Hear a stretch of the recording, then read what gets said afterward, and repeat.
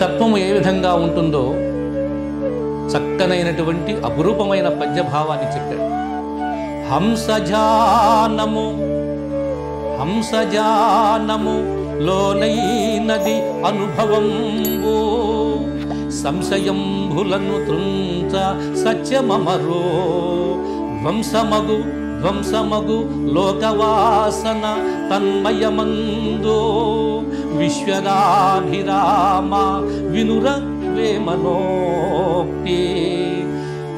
విశ్వదాభిరామ వినురవేమనోక్తి. ఇక్కడ హంసధ్యానము లోనైనది అనుభవంబు, సంశయంబులను త్రుంచ సత్యమమరు, ధ్వంసమగు లోకవాసన తన్మయమందు. ఇక్కడే వేమని చెప్తున్నాడు. ఈ ప్రపంచములో ఇప్పటికి కూడా ఎవరికి అర్థము కానటువంటి పరమ సత్యము, పరమ అద్భుతం ఒకటి.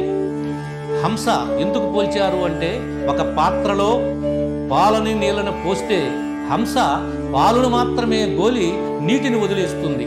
అలానే యోగి కూడా రాగద్వేష గుణాలని అతీతులుగా ఉండి ఆ హంస ధ్యానములో, పరమతత్వములో, పరమానందములో సమాజానికి ఒక మార్గాన్ని చూపి మహోన్నతమైన మార్గంతో ఆ పరమ సత్యాన్ని బోధిస్తూ వారు ఎంతో ఈ యొక్క ప్రపంచానికి మార్గదర్శకులుగా ఉంటారు అని సమాజానికి తెలియజేశారు మహాయోగి వేమన.